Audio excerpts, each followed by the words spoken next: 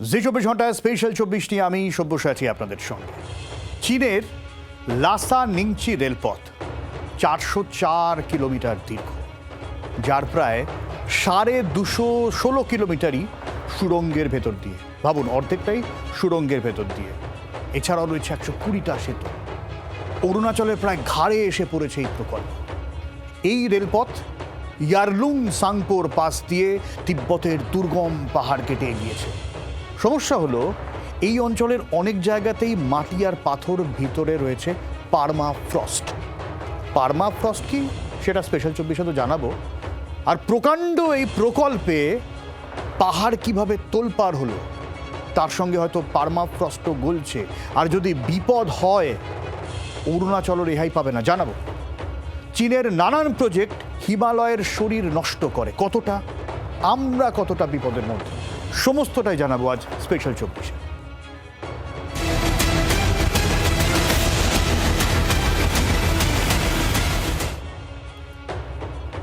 হিমালয় হিমালয় মানেই শুধু বরফে ঢাকা পাহাড় তা কিন্তু নয়। এই পাহাড় থেকেই জম্মু, একের পর এক জম্মু কাশ্মীর হল যেখান হোক, পুরো হিমালয়ের একাধিক অঞ্চলে একের পর এক নদীর জন্ম হয়।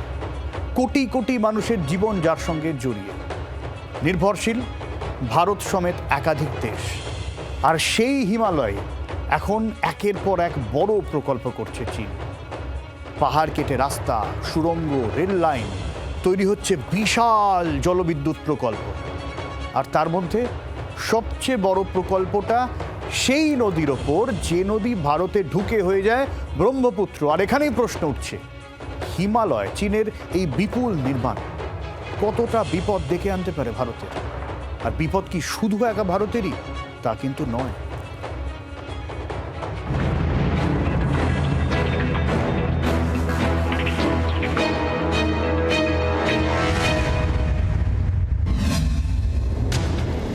তিব্বতের বিস্তীর্ণ পাহাড়ি অঞ্চল, একসময় যেখানে পৌঁছানোটাই ছিল কঠিন, সেখানেই এখন দ্রুত বদলে যাচ্ছে ছবি।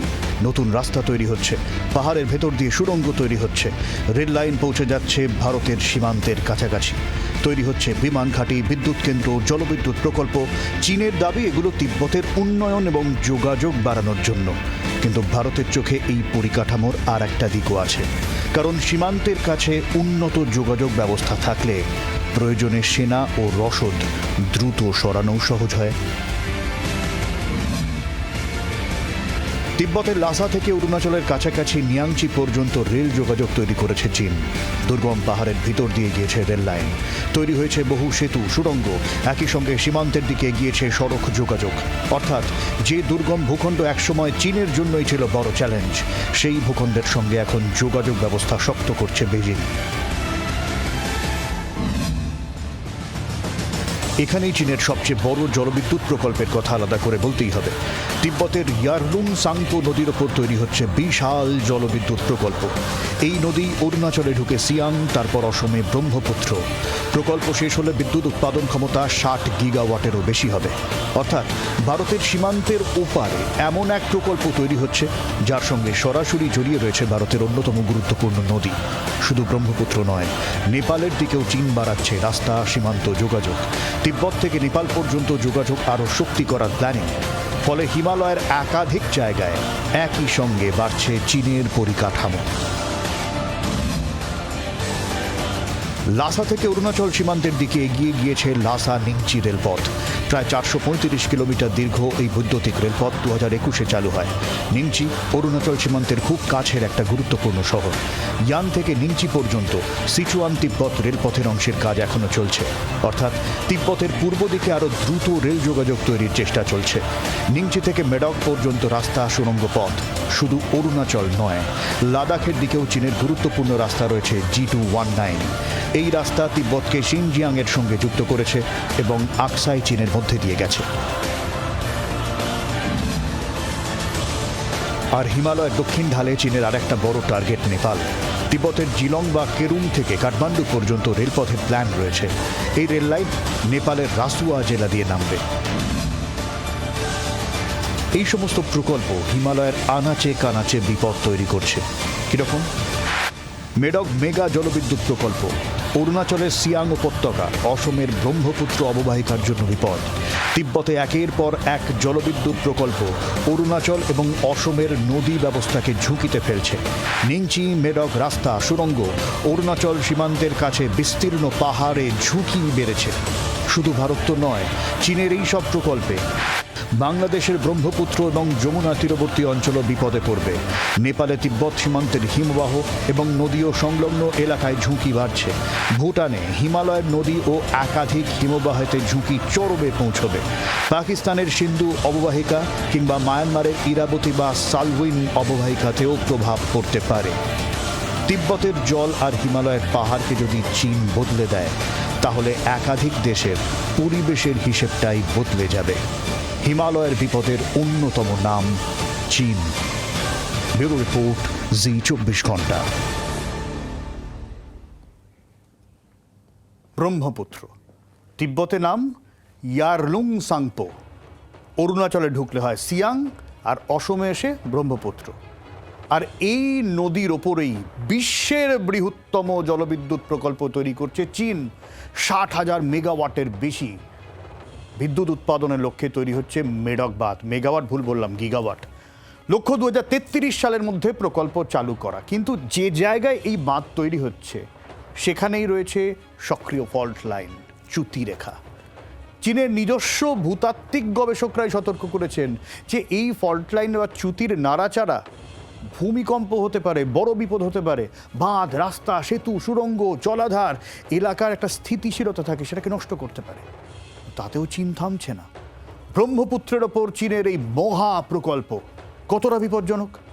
আচ্ছা, একটা বিষয় মাথায় রাখবেন, চীন কিন্তু তার কোনো প্রতিবেশীর সঙ্গেই জল নিয়ে কোনো ইনফো শেয়ার করে না।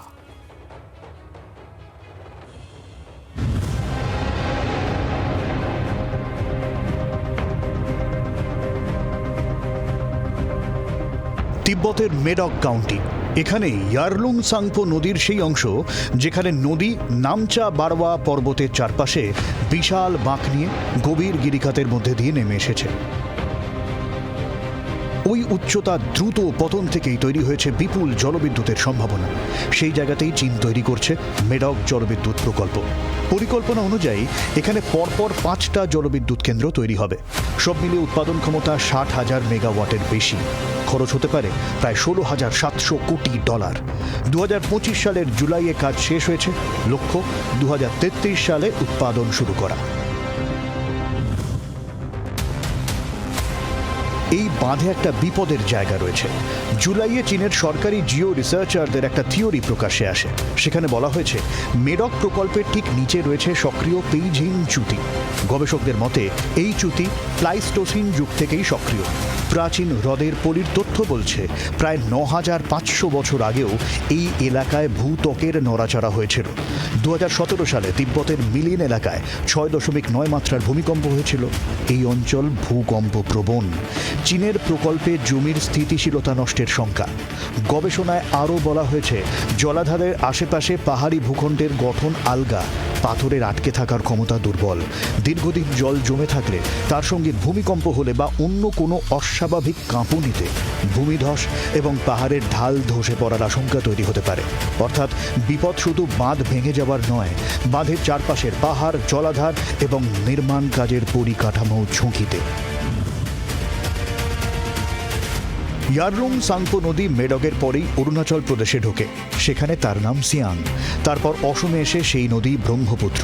অর্থাৎ মেডকের ঠিক নিচের দিকেই রয়েছে ভারতের অরুণাচল এবং অসম। চীন যদি জলাধারের জল ছাড়ার সময় এবং পরিমাণ নিয়ন্ত্রণ করে, তাহলে নদীর স্বাভাবিক জলপ্রবাহের ছন্দ বদলানোর সম্ভাবনা। বর্ষার সময় হঠাৎ বেশি জল ছাড়া হলে নিচের দিকে বন্যার ঝুঁকি। আবার গরমের সময় দীর্ঘ সময় কম জল ছাড়া হলে কৃষি, মৎস্য, নদী নির্ভর মানুষের ওপর চাপ পড়বে। তবে ব্রহ্মপুত্রের মোট জলের বড় অংশই ভারতে ঢোকার পর বিভিন্ন উপনদী ও বর্ষার জল থেকে সেই নদী পুষ্ট হয়। হিমালয়ের নদী শুধু জল বয়ে আনে না, বয়ে আনে বিপুল পলি। সেই পলি নদীর চর তীর নিম্ন প্রবাহের কৃষি ও জলজ বাস্তুতন্ত্রের জন্য গুরুত্বপূর্ণ। বড় জলবিদ্যুৎ প্রকল্পে পলি আটকে গেলে নিচের দিকে তার স্বাভাবিক পরিবহন কমে যেতে পারে। ফলে দীর্ঘমেয়াদে নদীর চরিত্র, নদী নির্ভর বাস্তুতন্ত্রে পরিবর্তন আসার শঙ্কা। এই প্রভাব শুধু অরুণাচল বা অসমে থামবে না, ব্রহ্মপুত্র বাংলাদেশে ঢোকার পর যমুনা নামে বয়ে যায়। ফলে নদীর দীর্ঘমেয়াদী পরিবর্তনের প্রভাব সীমান্ত পেরিয়েও যেতে পারে। সবচেয়ে বড় সমস্যা আবার তথ্যের। ভারত ও চীনের মধ্যে ব্রহ্মপুত্রের জল নিয়ে কোনো পূর্ণাঙ্গ জলবন্টন চুক্তি নেই। ফলে এই বিশাল প্রকল্পে জলাধার কিভাবে চলবে, কতটা জল কখন ছাড়া হবে, জরুরি পরিস্থিতিতে ভারতকে কিভাবে জানানো হবে, এর উত্তর অপরিষ্কার। আর কি না জানে, চীন কখনোই সম্পূর্ণ তথ্য দেয় না। ফলে ভারতকে ইচ্ছে করে বিপদে ফেলার প্রবণতা থাকতেই পারে। ব্রহ্মপুত্র অরুণাচল অসম পেরিয়ে বাংলাদেশে ঢোকে। ফলে আপস্ট্রিমে বড় কোনো পরিবর্তন হলে তার প্রভাব বাংলাদেশের নদী, কৃষি, মৎস্য, বন্যা ব্যবস্থার উপরে পড়তে পারে। এই কারণেই মেডক প্রকল্পকে শুধু চীনের বিদ্যুৎ প্রকল্প হিসেবে দেখা হচ্ছে না, এর সঙ্গে জড়িয়ে রয়েছে 3 দেশের নদী ও পরিবেশের ভবিষ্যৎ। নেপালের সাম্প্রতিক বন্যা এই প্রশ্নটাকে আরও বড় করে এনেছে। সেই বন্যা অবশ্যই মেডক বাঁধের কারণে নেই, বরং এই বিপর্যয় দেখিয়ে দিয়েছে হিমালয়ের ভূপ্রকৃতি কতটা অস্থির। ভূমিকম্প, হিমবাহ, ধস, ভূমিধস, হঠাৎ জলস্রোত কিভাবে ভয়ঙ্কর বিপর্যয় তৈরি করতে পারে। আর সেই হিমালয়েরই ভূমিকম্প প্রবণ এলাকায় তৈরি হচ্ছে বিশ্বের সবচেয়ে বড় জলবিদ্যুৎ প্রকল্প। ব্যুরো রিপোর্ট, জি 24 ঘন্টা। একটা বিষয় আমাদের বুঝতে হবে, হিমালয় বয়সে তুলনামূলক নবীন। কারণ এর মধ্যে এখন উথাল পাথাল চলছে, পাহাড় ক্রমশ উঁচু হচ্ছে। মোটামুটি 5 কোটি এর বয়স। এখন অনেকে বলতে পারেন 5 কোটি মানে তো অনেক, কিন্তু আমাদের এই পশ্চিমঘাট আর পূর্বঘাট যদি দেখেন, এর বয়স কয়েকশো কোটি বছর। আর তার উপর গ্লোবাল ওয়ার্মিং রয়েছে, হিমালয় গলছে। কিন্তু শুধু হিমবাহের বরফ গলছে তা নয়, গলছে পার্মাফ্রস্ট। আমরা কি জানি, পাহাড়ের ওপরে বরফ জমে, সে বরফ গলে, যাবতীয় যা কিছু। কিন্তু পাহাড়ের এই মাটি পাথরের মাঝখানে ফাটলে বছরের পর বছর জমে থাকা বরফও রয়েছে, সেগুলোও গলছে। আর এগুলোকে বলে পার্মাফ্রস্ট। এতদিন এই জমাট স্তর পাহাড়ের ঢালকে স্থির রাখতে সাহায্য করেছে। মানে ফাঁক ফোকরে যদি বরফ জমে থাকে, ব্যালেন্স থাকবে, সেই হিসাবেই সিস্টেমটা রয়েছে। কিন্তু টেম্পারেচার বাড়ার সাথে সাথে সেই পার্মাফ্রস্ট দুর্বল হচ্ছে, গলে যাচ্ছে। ফলে মাঝখানে ফাঁক তৈরি হচ্ছে, পাহাড়ের ঢাল আলগা হচ্ছে, পাথর আর বরফের ধস নামার প্রবণতাও বাড়ছে।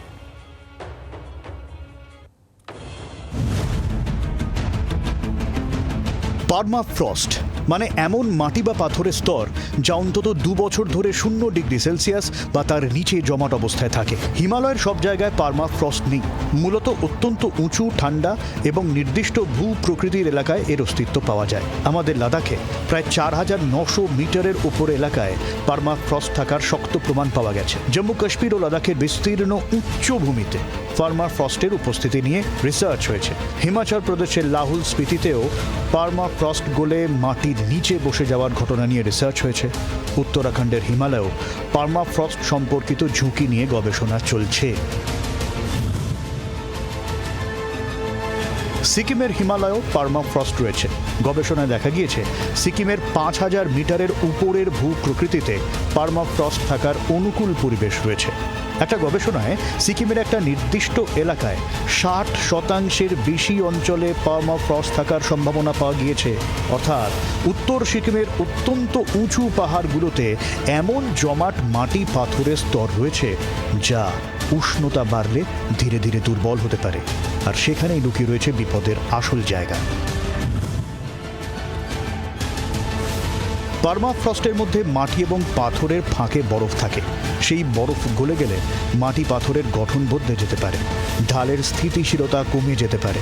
কোথাও পাহাড় বসে যেতে পারে, কোথাও তৈরি হতে পারে ফাটল। আবার কোথাও পাথর, মাটি আর বরফ একসঙ্গে নেমে এসে বড় ধস তৈরি করতে পারে। অর্থাৎ হিমবাহ গলে নদীতে জল বাড়ার যে বিপদ আমরা চিনি, পার্মাফ্রস্ট গলে তার সঙ্গে যোগ হতে পারে আর এক বিপদ, যেখানে পাহাড় নিজেই অস্থির হয়ে যাবে।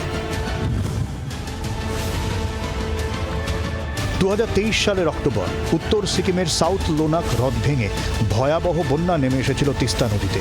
ধাক্কা লেগেছিল রাস্তা, সেতু, বসতি, জলবিদ্যুৎ প্রকল্পে। পরে গবেষণায় দেখা যায় হ্রদের পাশের জমাট মোড়েন বা পাথর, মাটি, বরফের ডালে বড় ধস নেমেছিল। সেই ধস হ্রদের জলে বিশাল ঢেউ তৈরি করে। শেষ পর্যন্ত হ্রদের বাঁধ ভেঙে যায়। এই বিপর্যয়ের একাধিক কারণ ছিল: হিমবাহের পরিবর্তন, হ্রদের বৃদ্ধি, বরফ পাথরের ধস এবং পার্মাফ্রস্টের অবক্ষয়। সব কিছুর সম্পর্ক নিয়ে গবেষণা হয়েছে। ফলে সাউথ লোনাক দেখিয়ে দিয়েছে হিমালয়ের বিপদ অনেক সময় একা আসে না। একটা পরিবর্তন আর একটা বিপদকে ডেকে আনতে পারে, যার প্রভাব পড়বে তিস্তায়। ফলে তছনছ হবে উত্তরবঙ্গ, যেরকম হয়েছিল ওই 23 সালেই। পার্মাফ্রস্ট গলার প্রভাব শুধু ভূমিধসেই শেষ হয় না। পাহাড়ের ঢাল অস্থির হলে তার সঙ্গে রাস্তা, সেতু, সুড়ঙ্গ, জলবিদ্যুৎ প্রকল্প, বসতি সবই ঝুঁকির মধ্যে পড়তে পারে। সমস্যা হলো, হিমবাহকে উপগ্রহে দেখা যায়, বরফের হ্রদকেও দেখা যায়, কিন্তু পাহাড়ের কয়েক মিটার নিচে মাটি পাথরের মধ্যে পার্মাফ্রস্টের অবস্থা সরাসরি দেখা যায় না। ফলে গোটা বিপদটাই অদৃশ্য টাইম বোমার মতো। কোথায় কখন যে বিস্ফোরণ, ধরে ধরে খোঁজ না করলে খালি চোখে বোঝা অসম্ভব। ব্যুরো রিপোর্ট, জি 24 ঘন্টা। আর এসব ঘাড়ে নিয়ে চীনের একের পর এক প্রজেক্ট, যেমন চীনের কিংহাই তিব্বত রেলপথ। রেল লাইন, রাস্তা, সুড়ঙ্গ তৈরির জন্য বিস্তীর্ণ পাহাড়ি এলাকা কাটা হয়েছে। স্বাভাবিক জলপ্রবাহ, জমির গঠন পাল্টেছে। ভঙ্গুর তিব্বতী মালভূমির মাটির চরিত্র পাল্টেছে। এমনকি বন্যপ্রাণীর চলাচলে রাস্তা উল্টোপাল্টা হয়ে গিয়েছে। তিব্বতে একের পর এক জলবিদ্যুৎ প্রকল্প, নদীর চরিত্র পাল্টে গিয়েছে। আর আমাদের ওই জমি দখল করে রাখা আকসাই চীনে চীন প্রচুর ইনফ্রাস্ট্রাকচার করছে, বিশেষ করে G219-এর মতো রাস্তা করতে গিয়ে। রাস্তাটা অনেক উঁচু, আরও নড়বড়ে করে দিয়েছে ওই এলাকা। ফলে হিমালয় চীন বিপদ আরও বাড়িয়ে দিচ্ছে। প্রশ্ন হচ্ছে, এই বিপদ আমরা কতটা সামলাতে পারব? রাষ্ট্রের সঙ্গে তো লড়াই করা যায়, কিন্তু প্রকৃতির সঙ্গে অসম লড়াই কঠিন, খুব কঠিন।